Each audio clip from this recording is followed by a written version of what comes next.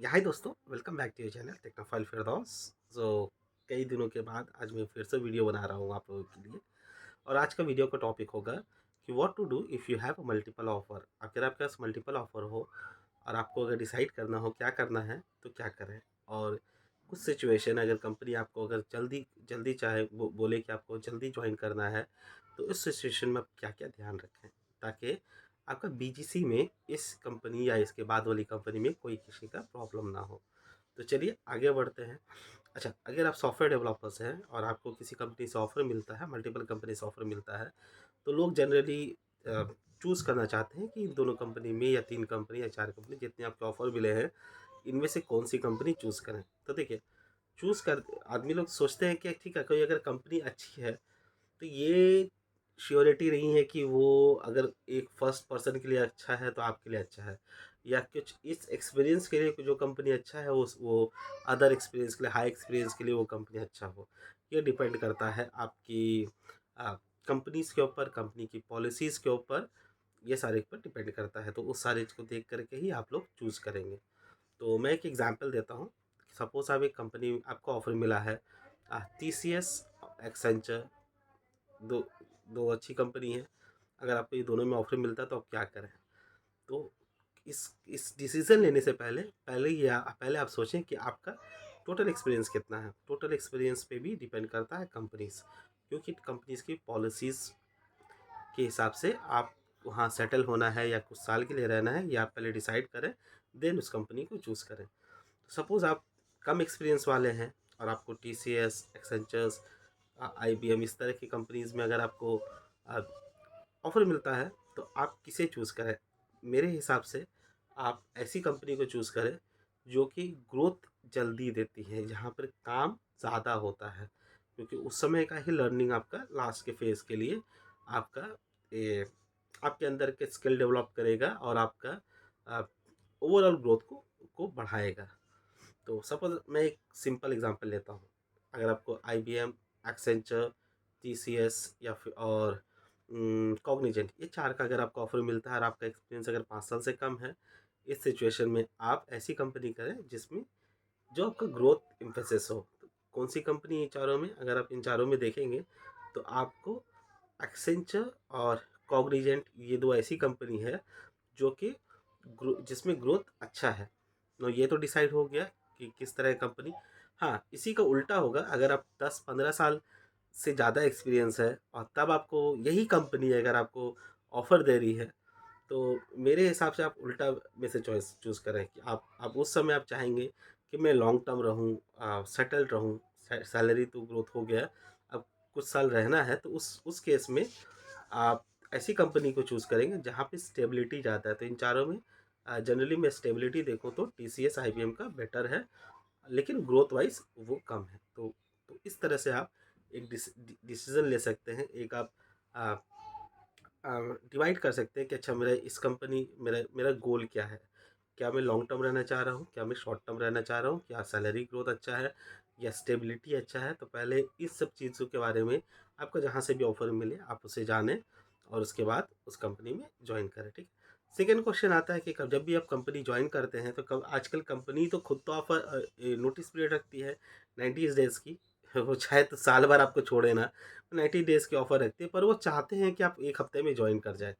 और ये प्रॉब्लम आती है जब आपका एक्सपीरियंस 2-3 साल रहता है, छोटी कंपनी में काम किए हैं, या आप अभी जस्ट 2-4 महीना पहले किसी कंपनी में आप जॉइन किए थे।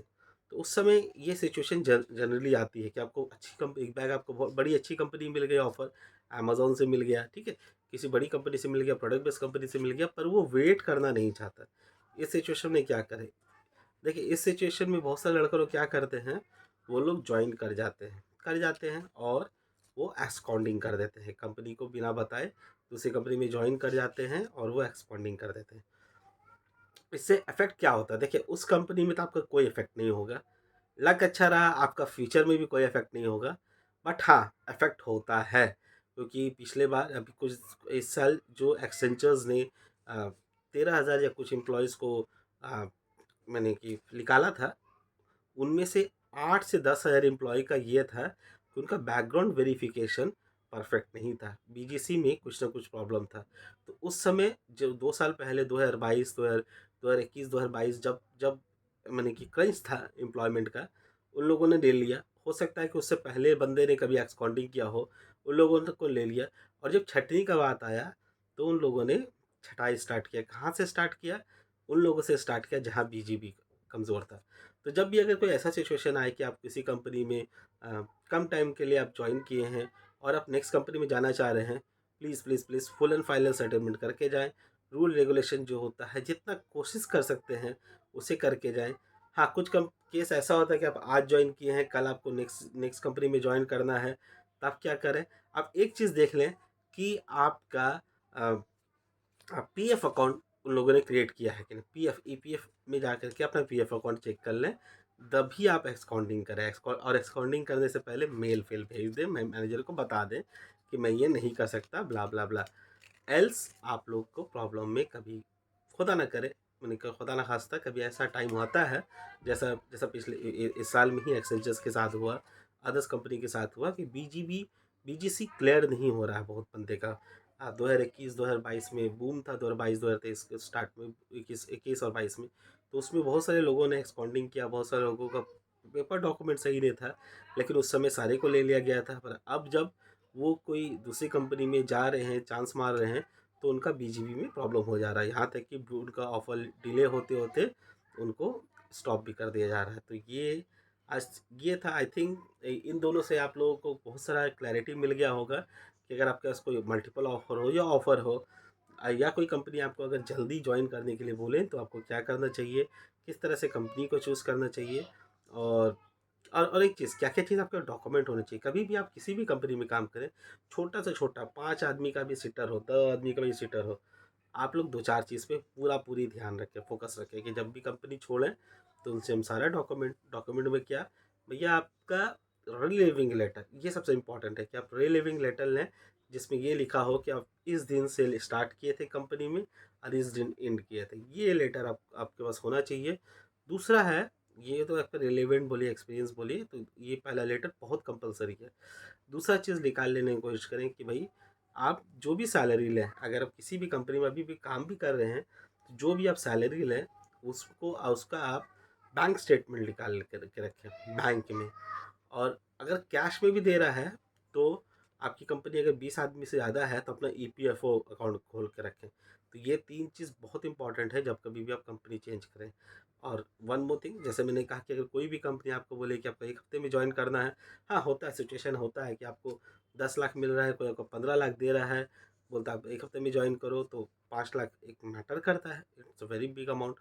पर उस केस में भी उस कंपनी में जब तक आप काम करें, वहाँ कोई प्रॉब्लम नहीं होगा। बहुत लोग एक्सपांडिंग करते हैं, वहाँ कोई प्रॉब्लम नहीं होता। लेकिन जब आप उसके बाद वाली कंपनी में जब चेंज करना चाहेंगे, तो कोई प्रॉब्लम होता है। इसीलिए जब करने की कोशिश हो, सिचुएशन हो, जब आपका नहीं आता है, आप जितना मेल कर सकते हैं, मेल कम्युनिकेशन एकदम करें। मेल कम्युनिकेशन का स्क्रीनशॉट कर लें, मैनेजर को बोल दें, बता दें, उनको समझाने की कोशिश करें। और अगर छोटा-मोटा अमाउंट हो कि हाँ 10, 20, 50 हज़ार दे करके आप ये चीज़ को सेटलमेंट कर सकते हैं, तो सेटलमेंट कर लें, तो वो बेटर होता है। नहीं तो जितना ज़्यादा आप स्क्रीनशॉट, जितना ज़्यादा आप ये सब चीज़ रख सकते हैं अपने साथ, ताकि नेक्स्ट कंपनी के एचआर को या बीजीबी टीम को आप वो समझा सकें कि व्हाट वाज़ द सिचुएशन, और एक रीज़न, वैलिड रीज़न होना चाहिए ये सब चीज़ का एक्सप्लेन करने के लिए। आई होप ये वीडियो आपको अच्छा लगा तो प्लीज़ इसे लाइक करें, इसके दोस्तों के साथ शेयर करें, and do subscribe my channel if you haven't subscribed till now. So that's it for now. Thank you and bye bye.